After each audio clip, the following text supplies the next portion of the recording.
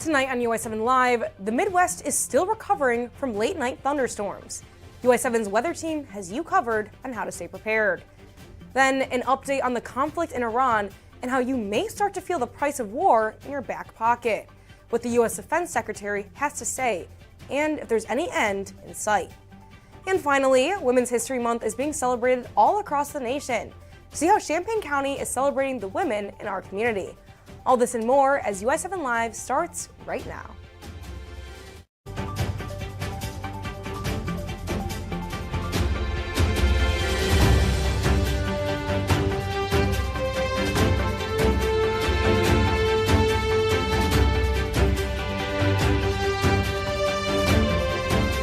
From Richmond Studio at the University of Illinois, this is UI7 Live. Good evening. It's Wednesday, March 11th. I'm Caitlin Devitt. And I'm Nathan Gonzalez. Thank you for joining us. As we come on the air tonight, the state of Illinois is still reeling from severe thunderstorms that hit overnight. Today, we're mourning the losses of at least 2 people that were killed in this wreckage. Now, things are hit harder up north as tornadoes ripped through both Pontiac and Kankakee, moving through central Illinois up to northern Indiana. Ameren says electricity is mostly restored in Champaign after thousands lost power overnight. We're going to pass it over to UI7 Weather's David Flores. David, I don't know about you, but that storm last night, can you tell us more about it? Yeah, last night was a pretty loud one here in Champaign-Urbana, specifically around 2 to 5 a.m. We had a lot of thunder, and if you were facing west, you probably heard a lot of the rain hitting your windows, so those winds were pretty strong, around 50 miles per hour. Now, the big story from yesterday was Kankakee. Now, this was in Champaign. This was taking around 6 p.m. You could see the Kankakee storm, and now you could just see how strong the convection was from the storm and how much damage this did to Kankakee. Now, I just had some satellite imagery I put together here. This was 2:42 p.m. As you can see, the storm started north of Bloomington, and also pay attention north of that storm. There's a small storm as well that brought some hail to the Bolingbrook all the way to the Chicago area. Now, as the hours progress, we're going to see these storms start to intensify, bringing large hail to Chicago and even Kankakee. Now, this ended around 6 p.m. in Kankakee, and that's when you saw all the damage there. Now, we saw some hailstorms from the Kankakee storm to be around 3 to 5 inches. From Bolingbrook to Chicago, we saw some from 2 to 4 inches. The largest one was Darien, 4.7 inches. Now, the largest one that possibly has to be confirmed by NWS was 6 inches in Kankakee. That's larger than a softball in comparison. And this could be the largest hailstorm recorded in Illinois. Now, previously in 2015 in Minooka, the largest hailstorm was around 4.75 inches. And we saw many of these sizes here yesterday just around the Kankakee to Pontiac area. So this just shows how strong this storm was and how rare it is to see large of hailstorms here in Illinois. Now, going back to current weather, we saw a lot of rain this morning, and now this is finally moving northeast out of the way. Now, currently we just have some mist in the area, but other than that, just pretty much cloudy and windy, and those temps are a lot colder. We're looking at almost a 40-degree difference from 24 hours ago. It's 40 degrees, and we're looking at northerly northwest winds at around 21 miles per hour. Now, as the hours progress, we're going to see those temperatures slightly decrease to 35 degrees, but one thing you notice, it will start to clear out as well. And another thing to look forward to, 6:55 p.m. sunset. Now, there's not going to be much of a sunset today, but by next week, once it's clear out there, we'll see a sunset at around 7 p.m. Spring is finally almost here. Now, tonight, we're looking at temperatures around 28 degrees, a lot colder than we're usually used to. And then we're going to see those clear skies past midnight, and the winds will still be pretty gusty, around 15 to 20 miles per hour. Now, average temperature is slightly increased now to 46 degrees, and we're going to be above average for the next 5 days. A slight decrease tomorrow, looking at temperatures in the upper 40s, but then by Sunday, we're going to go up closer back to the upper 50s. Now, going into next week, Monday and Tuesday, we're going to look at those temperatures go back down to 30s, about 15 degrees colder than the average. So what can we look forward to the next 7 days? We're just going to see the showers for the rest of the day today, that finally ending, and then we're going to see increasing clouds Thursday, and then we're finally going to see some sun on Friday, and those temperatures will be pretty nice, around 54 degrees, pretty comfortable out there. And then Saturday, Sunday, the sun will go away, and those clouds will come around Saturday, and then Sunday, the showers will come back, and it'll be 59 degrees. And then Monday and Tuesday, the sun will be back out, but the temperatures will be a lot colder. We're looking at temperatures 30 degrees. And then by St. Patrick's Day on Tuesday, we're looking at temperatures slightly increased up to 34 45 degrees. But look at that low between Monday and Tuesday. We're looking at a low of 15 degrees. So it's going to be pretty bitter out there. So make sure you bring your coats back out there. And I know we had a long week with storms. So this week, the UI7 weather team and I put together a short video to help you better prepare for dangerous weather this season. In 2025, Illinois had the most tornadoes out of any U.S. state with 126, just barely surpassing Texas, who had 125. I always knew we were better than Texas, but out of these 126 tornadoes, 10 of them occurred on December 28th. I'm Owen Preco, and here are some common myths about the weather that most people believe, but are not entirely true. One myth many people believe is that tornadoes cannot form during the winter months. Tornadoes actually can form during any time of the year as long as conditions for tornado formation are favorable. In fact, December and January alone averaged 34 tornadoes across the country per year, with 14 confirmed tornadoes in Illinois last December. And a final myth many people believe is that a highway overpass can shelter you from a severe storm and tornadoes. However, as air flows through the tight confined space between the bridge and the road beneath it, its velocity increases, making wind speeds much stronger and more dangerous underneath an overpass.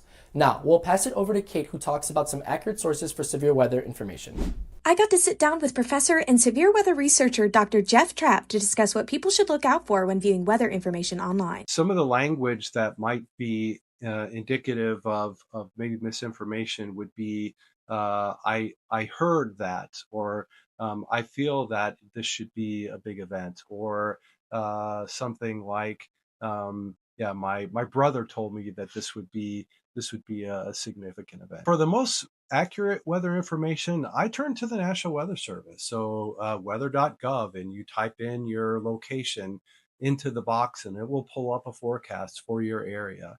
And these are experienced forecasters that live in the region that really understand the weather. When thunder roars, go indoors. Hi, I'm forecaster Brady Nichols here on the quad, where it might be important this spring to have multiple ways to receive weather watches and warnings. In the event of a tornado or severe thunderstorm watch, avoid outdoor areas like this one.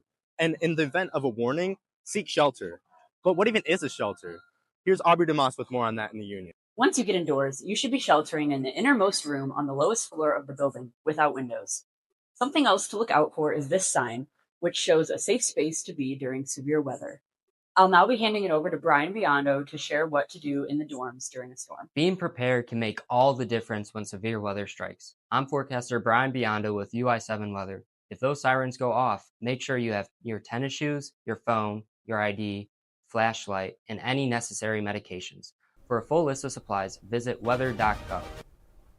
All right, thank you, David, and our entire weather team for keeping us up to date. We'll be sure to keep tracking damage as the state recovers. Now, turning to the escalating conflict in Iran, the Department of Defense confirms tonight that at least 140 U.S. service members have been injured so far. The strike's internally called Operation Epic Fury shows no sign of slowing down. This comes as Defense Secretary Pete Hegseth said yesterday's aerial assault was the most intensive to date. Listen. On day 10 of Operation Epic Fury, we are winning. We will not relent until the enemy is totally and decisively defeated. But over in Washington, Democrats are calling out the so-called mixed messaging coming from the Trump administration. This comes after the president told CBS News on Monday the war was, quote, very complete. Earlier this week, Minority Leader Chuck Schumer took the Senate floor demanding clarity on those conflicting signals. Well, which is it? Is the war ending, or are we on the brink of the worst fighting yet? How is it possible that Trump and his cronies can't make it 12 hours without contradicting themselves about this war? And in this morning's latest developments, 3 ships have been hit in the Strait of Hormuz. Now, this sea passage is the only way from the Persian Gulf into the open ocean. And every day, about 1/5 of global oil production travels through that strait. Now, we don't know exactly what hit the ships, but oil prices are up once again. This follows skyrocketing costs on Monday and a drop yesterday. And residents in Champaign County are continuing to feel the impacts of the war overseas. Prices have risen by more than 50 cents in the past week, and the increase is drawing concern from people across central Illinois. The rise in oil prices is also affecting the cost of everyday necessities, including gas, groceries and rent. But there is hope that prices could go down in the near future. Oil prices have fallen this week. According to Yahoo Finance, the price of crude oil dropped from the peak of almost $120 to $88 a barrel. The war in Iran is entering its second week, and a new RSO is calling for political change from right here in Champaign, Urbana. UI7's Mary Piacenti has the story. Mary, what can you tell us? Caitlin, 1,230 people are dead because of U.S.-Israeli action in Iran, and the U.S. seems far away from giving up on its military campaign. I spoke with Iranian students and community members who support this effort, and they believe that this violence could lead to some necessary change. Take a look. Dozens of students and community members gathering on the main quad, showing support for regime change in Iran. The rally coming after weeks of strikes on the nation from the U.S. and Israel, attacks that killed Supreme Leader Ayatollah Ali Khamenei. I want freedom for Iran, my people, and I'm pretty sure that at the end of this dark night, we will see the sunrise finally in my country. Saman Jamshidi is a PhD student at U of I and a member of UIUC Iranians. He came to the U.S. after living under what he calls a very restrictive form of Islam in Iran. I was teaching at the best university in Iran, and one day after death of Mahsa Amini and Women Life Freedom Revolution, I talked against the government in my class, and I got kicked out from the university. Iran is governed by Sharia law, or Islamic religious and legal code derived from the Quran. It's guided Iran's government since the Islamic Revolution of 1979. But a Illini student supporting Israel member Avia Lynch says it's time for a change. We believe that it's important to support that cause because all people should be free and should have the right to autonomy and the right to live their lives how they want. But many in Iran and abroad are showing their support of the country's new supreme leader and condemning U.S. and Israeli violence in the region. I've seen a lot of pushback on social media and from some of my peers, but in person and in my own personal experiences, I luckily have not experienced a lot of pushback. Opinions continue to differ, but UIUC Iranians wants to open up the conversation about Iran. We are here for freedom of speech, so other people can come here, talk to us, and we can have a very friendly discussion about what is actually happening there. The University of Illinois Iranians say the main purpose of their organization is to not only raise awareness here on campus, but to amplify the voices of those still in Iran. Nathan? Thank you, Mary. Now, in the world of politics, we are just weeks away from the Illinois primaries, with the battle for the state's open U.S. Senate seat closer than ever. According to polls, Lieutenant Governor Juliana Stratton and Representative Raja Krishnamurthy have flipped the lead twice this month. Before March, Krishnamurthy held a double-digit lead for almost a year. Looking at the most recent public policy poll, Juliana Stratton has taken back the lead at 32%, with Krishnamurthy close behind at 30%, just within the margin of error. And finally, Representative Robin Kelly is holding tight at 13%. With just a week left until Election Day, the polling memo said about 1 in 4 people are still undecided. And Krishnamurthy isn't just in the lead for votes, he's also in the lead for election spending. The U.S. Senate candidate has raised over $30 million since the beginning of 2025. Most of that money comes from political action committees and individual contributions. Krishnamurthy entered the race with more than $19 million raised. He's raised the second highest amount of campaign money of all Democrats this election. While Stratton, on the other hand, entered the race with no campaign money. She's since raised a little over $4 million. And Governor J.B. Pritzker donated $5 million to Illinois Future PAC, which then funded a commercial for Stratton back in December. However, the lieutenant governor pledged to not accept any donations from corporation PACs. And on the Republican side, Don Tracy leads the candidate spending with a little over $2 million. He received most of this money through loans. On that ballot, you'll also have the chance to vote on a Mohammed Library expansion. Staff members say the Mohammed Public Library is currently overcrowded in the aisles, and a lot of the shelves are overflowing with books. They say they can no longer accommodate the growing number of residents, so the proposed renovations include a bigger children's section and more community meeting spaces. But this expansion does come with a cost. Residents would have a 1% tax increase, which is about $5.33 per month for a $300,000 home. If this referendum is passed, construction will begin in spring 2027. March is officially Women's History Month, and this week, Champaign County is celebrating. Plus, stay tuned about which women in our community are being honored. And finally, how one Illinois lawmaker has won an award for her leadership. Stay with us.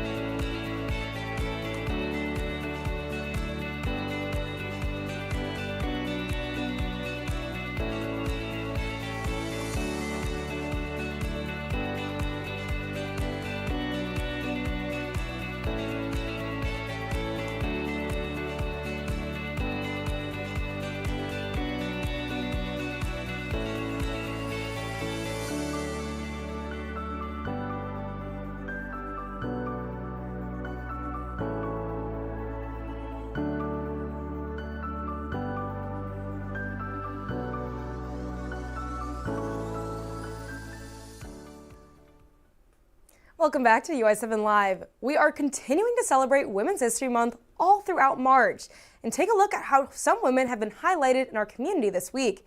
Faith Rutley has a story. The Center for the Study of Global Gender Equity hosted their annual 12 Women Who Changed the World event. This event includes 12 speakers, ranging from administrative staff, local political figures, and students. They highlighted an influential woman in their lives, such as their mother or even a sorority sister. Students took notes of these women's stories as the event progressed. Student Body President Gabby Del Santo explained the importance of events like this one. With the university being as big as it is, it's really important for students to hear such amazing perspectives and motivating stories across not just their major, but across all the different colleges, all the different administrative branches. It really humanizes, such a big university like this one. 12 Women Who Changed the World is one of many ways the university honors women. I am here in front of the quintessential engineer statue on the engineering quad. The Granger of College Engineering dedicated this statue to female engineering students to uplift and inspire them in their own endeavors. International Women's Day offers the opportunity to celebrate the women around us and to learn from their own experiences. Faith Routley, UI7 Newsroom. And let's put the spotlight on another woman in the state of Illinois. U.S. Senator Tammy Duckworth recently won the Valerie Biden Owens Woman of Power and Purpose Award. Mariah Petrova joins us with more. Mariah, what else can you tell us about this award? Yeah, Nathan, the Biden Institute at the University of Delaware recognizes a woman every year whose leadership helps make a difference across the country. Duckworth says, quote, "I'm honored to be recognized by the Biden Institute as a woman whose leadership and service has helped inspire others and make our nation stronger. From the day my helicopter was shot down to the ongoing work I'm doing to help Illinois families, there's not a thing I would change. It's a privilege to be able to continue serving the American people, and I encourage every young girl, grown woman with a passion for service to be bold. Take that next right step and go make a difference in our community." End quote. Past winners of this award include former Speaker Nancy Pelosi, Tamika Montgomery Reeves, who is Delaware's first Black Supreme Court judge, and Dr. Opal Lee, who is often considered the grandmother of Juneteenth. Back to you, Nathan. UI7's Mariah Petrova with that report. Mariah, thank you. Zooming back into Champaign County now, a new Greek-inspired restaurant has just opened its doors in the old industrial donut building. UI7 Newsroom's Elliot Casey has the tasty details. Kyle's Corner officially opened its doors last Friday in the former industrial donut building. For first-time owner Kyle Kirchhofer, this venture is all about passion. For years, Kyle and his wife enjoyed meals at Opa, a Greek restaurant on the New Jersey boardwalk, where they formed a deep friendship with owner Gus Kazakos.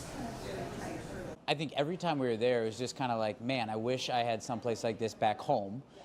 Kazakos recently spent over 2 weeks in Savoy, clocking 14-hour days to train the staff on everything from homemade dressings to authentic cooking techniques. That partnership created a split menu, offering everything from Greek gyros to Philly cheesesteaks. However, there is one dish you won't find anywhere else, the krudel. It's a crepe sliced into noodles, topped with cinnamon and sugar. All of a sudden, he started just like cutting it back and forth, and instead of folding it up like traditional, like it was just a bunch of tiny little strips. And he kind of like played with them, and then I put them in a basket and like slid them to me. I'm like, are those noodles? Like, what did you, is it a crepe? Is it a noodle? And I was like, is it a krudel? For Kyle, it's an act of service to the Savoy community.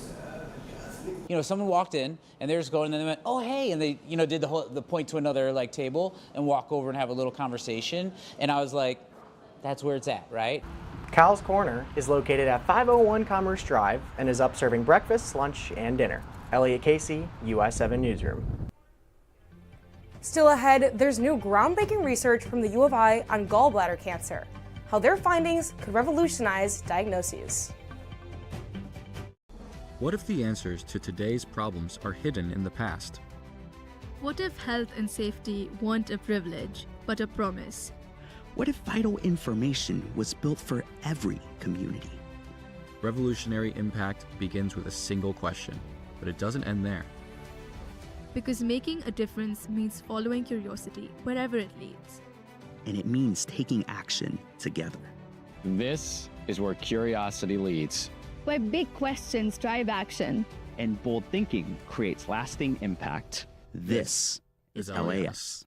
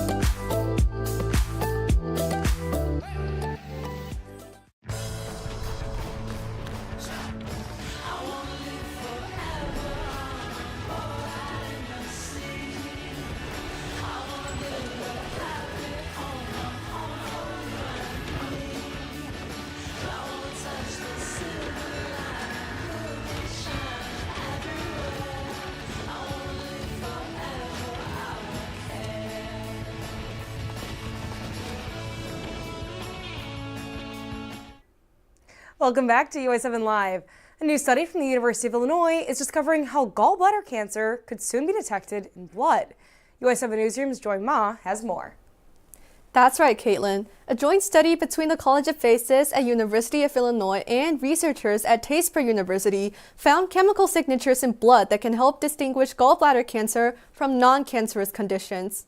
This form of cancer is relatively rare in the United States. It affects about 12,000 people each year and causes roughly 2,000 deaths.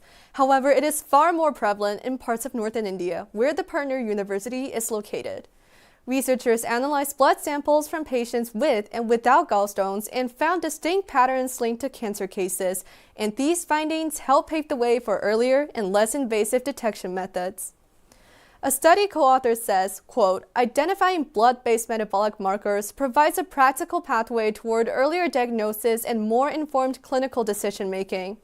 While the researchers say they need to conduct more research before the findings can be used clinically, it's still important groundwork for non-invasive screening tools, particularly in some of those higher-risk regions. Back to you, Caitlin. Exciting developments coming from right here in Champaign. Joy, thank you for breaking that down for us. And now, some of Champaign-Urbana's esteemed agricultural technology is being honored this week. Ag Tech Week celebrates the work of the University of Illinois, Parkland College, corporate partners, student orgs, local ag companies, and even more. From conferences about generative AI in agriculture to tours of the research labs at the U of I, there is a variety of events showcasing ag tech in Illinois. Now, if you want to learn more and register for these events, you can head to cuagtechweek.com.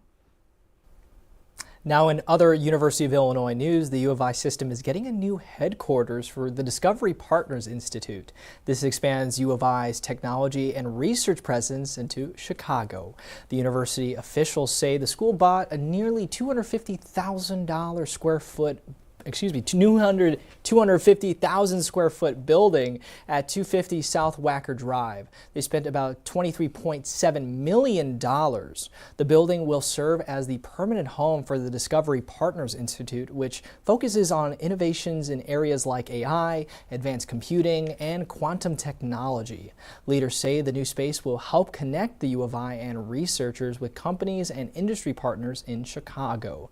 This project is part of a larger effort to grow technology development and economic opportunities across the state. Champaign County residents will soon have a chance to weigh in on new data center construction. The Champaign County Zoning Board of Appeals is holding a public hearing tomorrow night. Now, this hearing regards a 12-month suspension on large data centers in the county. If this proposal is approved, it would temporarily stop the building of new facilities with at least 10,000 square feet of processing space, giving officials time to develop regulations for large-scale projects. County leaders say the pause would give them time to study the potential impacts on energy use, water resources, and nearby communities. This is all before approving major development. The public hearing is scheduled for 6:30 p.m. tomorrow night at the Bennett Administrative Center in Urbana. And State Representative Jamie Andrade Jr. has announced the Andrade House Bill 5513. The bill would regulate the development and usage of AI data centers in Illinois. This means changing the way these buildings are constructed and work. The bill would also give communities that house AI data centers more protection. The introduction of the bill comes after energy and water usage concerns. Under the new bill, AI data centers will have to follow new rules. This includes stricter emissions and water usage standards, contracts to reduce stress on electrical grids, and working closer with local governments. Still ahead, we're stepping into 2011 Japan and looking at a disastrous earthquake and its effects. How this storm went nuclear. Don't go anywhere. At least for me, I love playing my instrument, and I think the same goes for all of the other members. We just love making music, playing our instruments, and kick brass is a really fun way to be able to do that and, play the songs we like to. I like the music a lot, and I like all the guys in there. We're just pretty much just any rehearsal, just hanging out with friends.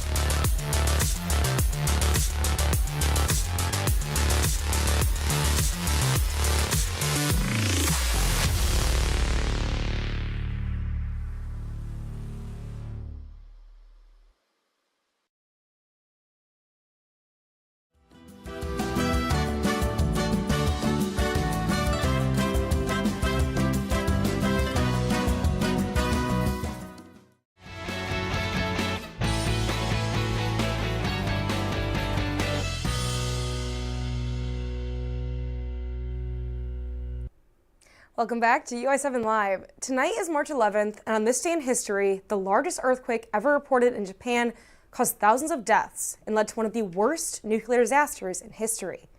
In 2011, the Fukushima power plant was severely damaged after being hit by a magnitude 9 earthquake and the tsunamis that followed. Now, even though the nuclear reactors shut down successfully, the backup power and cooling systems failed. And throughout this week in 2011, 3 different explosions forced more than 150,000 people to relocate.